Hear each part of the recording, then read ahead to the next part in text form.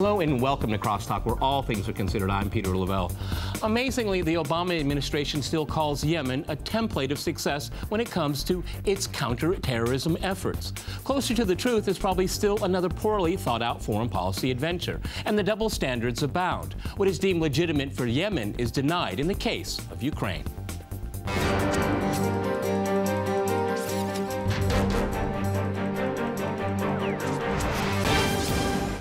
To cross-talk the conflict in Yemen, I'm joined by, among us, Marcus Papadopoulos in Moscow. He's the editor of Politics First magazine. Also with me is Mark Sloboda. He is an international affairs and security analyst. And in New York, we cross to Eric Dreitzer. He is a geopolitical analyst and founder of the website StopImperialism.org. All right, gentlemen, crosstalk rules. In fact, that means you can jump in anytime you want, and I very much appreciate it. Marcus Papadopoulos here. Let's talk about, first of all, the legitimacy issue here. We were told that the legitimate government in Yemen is residing now in Saudi Arabia, and Saudi Arabia has gathered a coalition backed by the United States and its Western allies to return that president to Yemen. Legitimacy.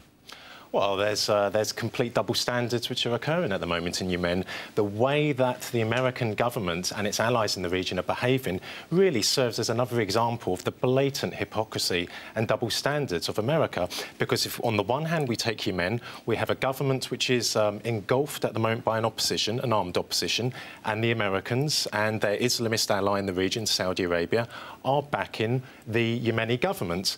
On the other hand, if we go back to what happened in Ukraine at the end of 2013, the beginning of 2014, an identical situation. The Ukrainian government, the Ukrainian president, who was democratically elected and whose victory was recognised by the United States and the European Union, was faced with a very violent opposition. Now, someone that hasn't been on planet Earth for the last year and a half would probably think, well, the Americans and their allies backed Yanukovych in Ukraine and the Ukrainian government. Not so. What did they do? Not only did they recognise the opposition when they took power after Yanukovych was forced out, but they actually played the central role in bringing about that coup. So it's complete double standards, it's hypocrisy, and also, because it's in the Middle East, it's a very, very dangerous sign of the times. Eric, if I go to you in New York, in the way you see it here, I mean, that's a story that Western media doesn't really want to touch very much, comparing Ukraine and Yemen. That's why I want to do it on this program here. I mean, what's it get down to is that the United States says do what we say, but don't listen to what we actually do on the ground?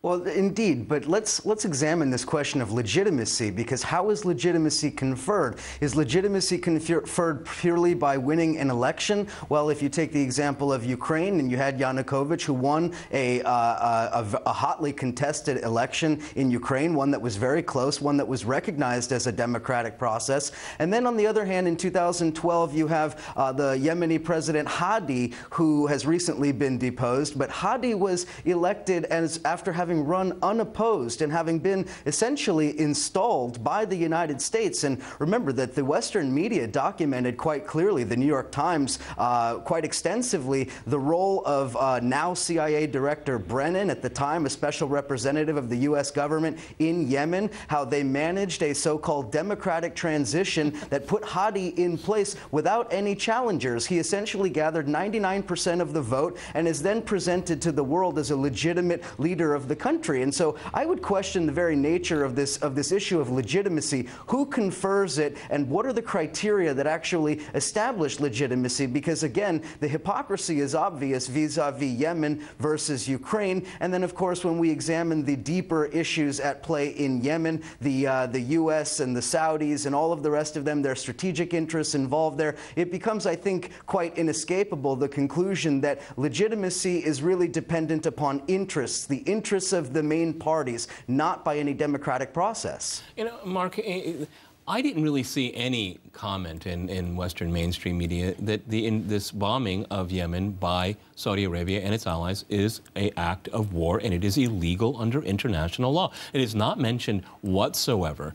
What should we draw from this here? Because, again, if we're using the comparison of Ukraine, I mean, given Western narrative, their narrative is that Russia is one that is causing instability in Ukraine, but Russia could have easily used its air force. It could have easily brought Mr. Yanukovych back in power, but it did not do that because that would have been acting illegally under international law. Yeah, this is another case of the Western media really dropping the ball and showing their true colors by refusing even to write or acknowledge about the fact that this is a blatant act of aggression against another state. It is forbidden under international law that even if the West's accusations of Iranian involvement, which it has never presented an ounce of evidence towards, always vague statements about support or links. The proper method under international law would be to take this evidence to the Security Council, make their case, and there get a consensus among the members of the Security Council, the P5 nations, to somehow restore some degree of stability and representation to Yemen that doesn't involve achieving stability by the go-to U.S. method of bombing a country back into the Stone Age. And we shouldn't at all have any illusions, along with the 9 Arab states, some of them just token, that are providing assistance to Saudi Arabia. The United States is a full military partner in this adventure. They are providing intelligence, satellite data, refueling bombs. This is on top of the fact that the Saudi military is entirely a U.S. creation. Obama just finished a $60 billion one-year arms deal, giving Saudi Arabia the fighters, the bombs that they're now using to bomb Yemen, and they trained them to use it. Look at Marcus here. You know, ever since the end of the Cold War, we've seen one adventure after another in the Arab Middle East. And none of them, and I want to repeat, none of them have worked out well. And we're going to see it happen again. I mean, how do you explain this? Because the Saudis apparently think this is going to be a walk in the park.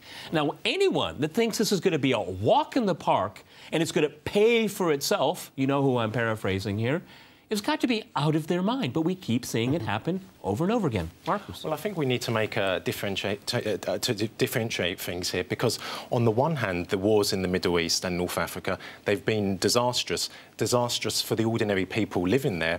But on the other hand, Washington has achieved its objectives of gaining control over the oil fields there. So I think it's important to acknowledge that that is their objective. If you take Libya at the moment, the American and British embassies have fled.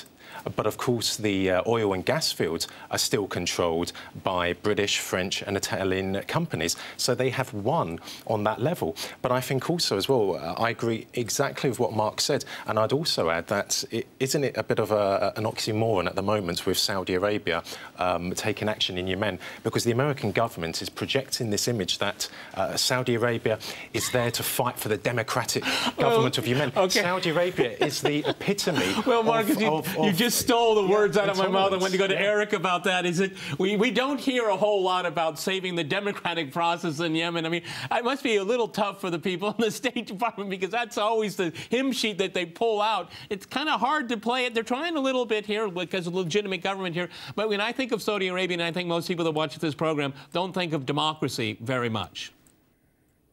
Of course not, because Saudi Arabia really is one of the most oppressive states in the world. It is, not only is it an oppressive state, it has no democratic structures of any kind. I mean, we recently saw that quite clearly after the death of former King Abdullah and the transfer of power. We know exactly how the government of Saudi Arabia views not only democracy with utter contempt, but really any notions of a democratic process as we understand it in the West, or as anybody really around the world should understand it. So obviously they're not going to play the pure democracy card when it comes to Saudi Arabia, and you're quite right that they're playing the legitimacy card. But I want to return to this issue of the Western media, because if you read the New York Times, the Washington Post, or some of the other major Western outlets, you see essentially a partial picture of what's happening here. I mean, I have seen written in some of the mainstream media, you know, questions about a power struggle between Hadi and former President Saleh. All of that is true, but what they fail to provide is really a context for that, and they fail to give any glimpse into any of the other pieces of this puzzle. For instance, the very same New York Times documented in 2012 the vast presence of CIA operatives and military intelligence all throughout Yemen, ostensibly in the fight against al-Qaeda in the Arabian Peninsula. All of those drone strikes, all of the military, the operations executed by the Yemeni military, all of that was coordinated by the CIA, by U.S. military intelligence, and others. And if you read the statements now coming out of the Obama administration, including the official statement from the spokesperson for the National Security Council, they are quite openly admitting they are providing the intelligence, the targeting capabilities, and many of the other things that Mark mentioned and that have already been brought up. The U.S. is playing the pivotal role in providing all of those things. So what the Western media is doing is, while on the one hand it's giving a partial view, it's totally distorting the fact that this is, at its very root, a U.S. operation. This operation could not be taking place without U.S. involvement. And so to present it as purely a Saudi operation, right, I think is really a misnomer and a distortion quite deliberately. Okay, Mark, the White House still calls it a template of success. How can that possibly be? They're calling this operation? Still. They're calling this operation a template. Okay, that is a new one on me. Yemen is a country. There are at least 5 or 6 factions fighting on the ground. Along with the Houthi movement, they are allied with southern Sunni secessionists, correct, not Shia. They are armed with leftists in the country. It's a resistance movement. The Ansar Allah movement is a broad-based, popular movement that has the support of nearly half the country. This is at the same time that we see that al-Qaeda is operating in Yemen, and they have a control over swaths of up to 1/3 of the country, and the Islamic State is starting to make inroads. What the Western media is not going to stress to you is that the biggest opponents of al-Qaeda in Yemen are the Houthi. Okay, on that point, Mark, we're going to go to a short break, and after that short break, we'll continue our discussion on Yemen. Stay with our team.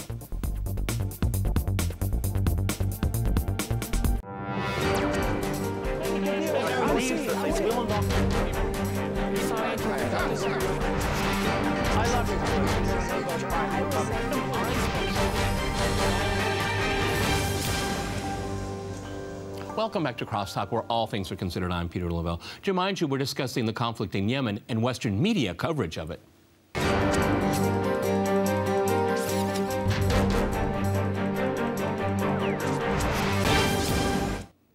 Okay, I'd like to go back to Eric in New York. Right before the break, Eric, you wanted to jump in and reacting to something what Mark had to say about the lay of the land, as it were, in Yemen. Go ahead. Yeah, absolutely. One point that has been systematically removed from the narrative, particularly in the West, I think, is the fact that Saudi Arabia has a number of varied interests in Yemen and reasons for why they're intervening. And I think one of the most interesting angles that is not being discussed is the fact that, and it's openly acknowledged all over the world, that Saudi Arabia provides the financing for many of those terror networks that are operating under the banner of al-Qaeda in Yemen. And they're trying to present this idea that Yemen was some kind of a functioning country under Hadi, when in fact it was essentially factionalized and al-Qaeda controlled much of the country. And Saudi Arabia should be seen in many ways as intervening not only on behalf of a puppet government in Hadi, but also on behalf of the networks, the al-Qaeda and the Arabian Peninsula networks that they've been financing for years. Okay, Marcus, let me go to you. I think what we just heard from Eric is really spot on there, because this is what, what's really happening on the ground. That is a narrative that is not talked much about in the Western mainstream. But what the Western mainstream does love to talk about is they look for the boogeyman, and the boogeyman in this case is Iran.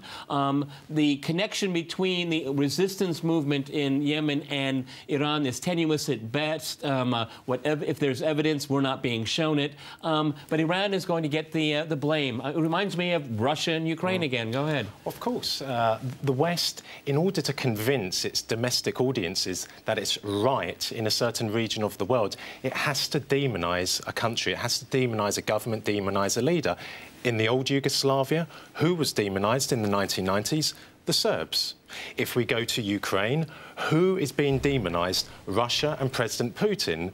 If we take Yemen, of course, the West is now playing the Iran card. So ordinary people in the West watching this program really need to sit back and ask themselves, how many wars, how many bombing campaigns have Iran been involved in comparison to America, Britain and France? So they will keep on playing the Iranian card in Yemen in order to justify their stance on the country and to try and justify Saudi Arabia's stance. But as Eric correctly said, the irony is that Saudi Arabia is the leading exporter of religious extremism and terrorism to it. They're the ones that created Al-Qaeda during the Soviet-Afghan War. And then if we take the context here, where it's the country Iran that is fighting ISIS more than any other country in the region, not getting virtually no credit whatsoever, because it's a shameful outcome, because this is on the back of the war in Iraq that was a failure. So you have Iraqis working with Iranians fighting ISIS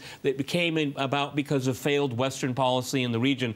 Those are a lot of thoughts to absorb. Go ahead, Mark. Yeah. Let's put the dots together right now. Right now in Iraq, the U.S. is bombing in support of Iranian-backed Iraqi Shia militias that are trying to take Tikrit back from the Islamic State.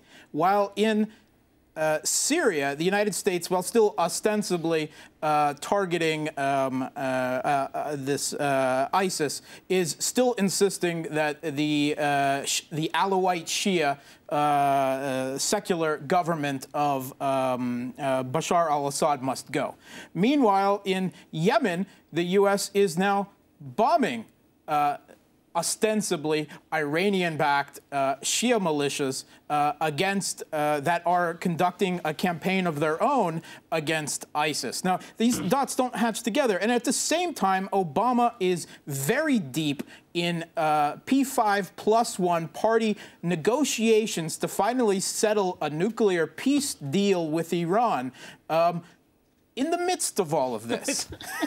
Okay, Eric, if I go to you, it seems to me, and I don't want to make too much light of this here, but everybody in the West, or at least in the corridors of power, are terrified that Iran might get the bomb. But listening to what Mark just said to us here, it looks like the U.S. just wants to bomb everybody in the region. Indeed, and I would add to what Mark is saying. I mean, he's absolutely correct, but we have reports coming out from a number of those Shia militias in Iraq that the United States has been bombing both sides, that they're bombing ISIS and they're bombing them, and that they're essentially sowing the seeds of chaos and trying to kill as many people as they can, quite frankly. And I think that this is in keeping with a lot of what the U.S. strategy has been for quite some time, where you have these airdrops of weapons that supposedly mistakenly keep winding up in the hands of ISIS. All of these supposed Free Syrian Army factions that get their weapons from the U.S. and then immediately defect to ISIS or al-Nusra Front. So essentially there is this chaos. There is this drive to sow chaos as much as possible all throughout the region. And the United States has really been one of the main exporters of that strategy, of that policy. And so again, if you try to put it into the broadest context, you have this language, Iranian-backed or Russian-backed. What is the media trying to tell you? It's trying to tell you who is the bad guy, who is the good guy. Of course, they never say that President Hadi in Yemen is Saudi-backed. They never say the other side of that, and that's really part of the problem.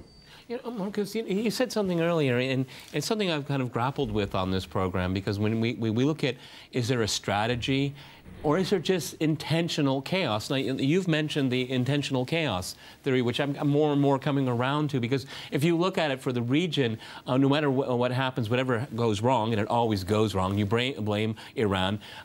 Israel likes it because it likes the chaos around it, because nobody focuses on it. I mean, Israel has to be over the moon right now, where it's working with Arab nations to attack another Arab country. That says quite a bit about what's going on with the Arab League here. So, but it is really chaos theory, and it works to the advantage of the West, Israel, and to Saudi Arabia, because it can play a lot of different cards, okay? But I don't see any positive outcomes. I don't believe the West does have a strategy. What I believe it has is a long-term goal, and that long-term goal is preserving Western global dominance at any cost. And the West, going back to what Mark said about how there's contradictions about who the Americans are bombing at the moment in the Middle East, if you look over the last 30 years, the Americans have worked with Islamists when it suited them. Yep. They've worked against them when it hasn't suited them. So during it's overthrown democratically elected governments. So during the Bosnian Civil War, who brought the Mujahideen to Europe? It was the Americans that facilitated their arrival from Afghanistan. They worked with them in order to destroy Yugoslavia, to prevent future Russian influence in the region.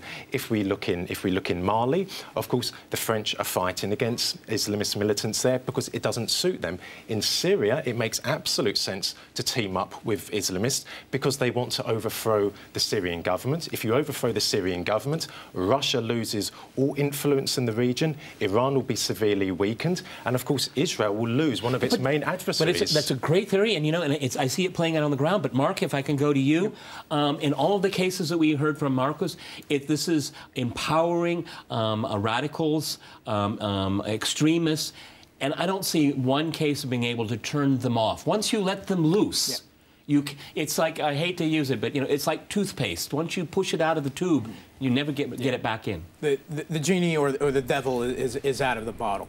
So the U.S.'s only coherency in foreign policy throughout all of this maze of supporting Islamists in one country against them in another is a single standard. It is not a double standard. It is a single standard. Some would say no standards. No standards. Of pursuing a hegemonic U.S. foreign policy, not only in the Middle East, but across the world. But in the Middle East in particular, we see the entire region is now aflame. In Afghanistan, in Pakistan, in Libya, Iraq, Syria, Yemen, Tunisia's not much better off in this case.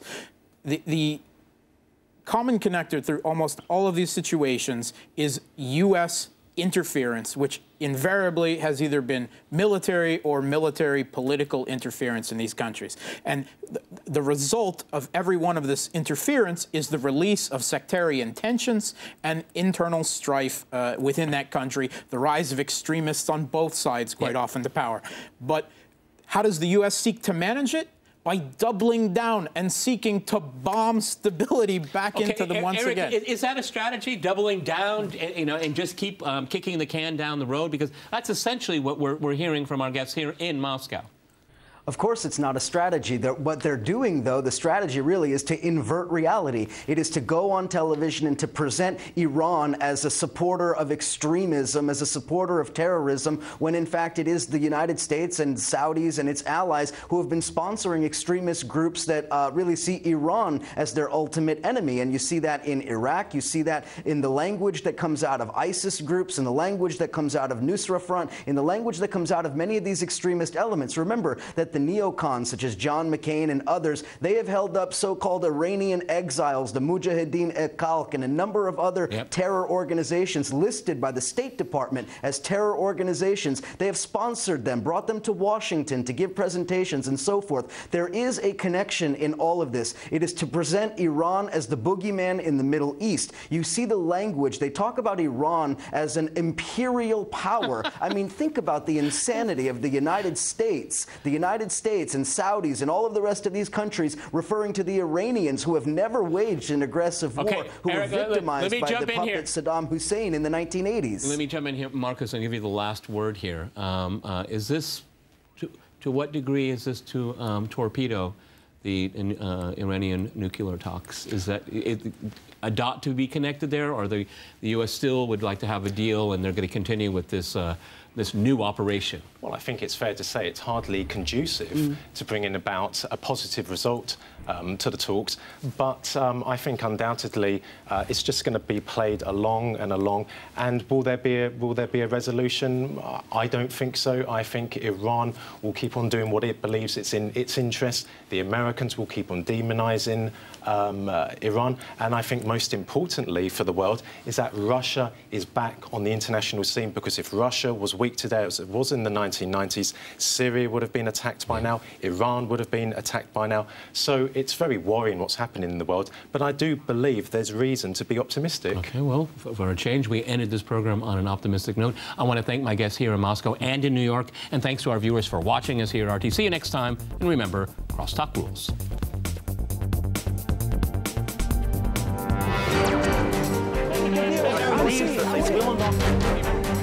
Sorry. News.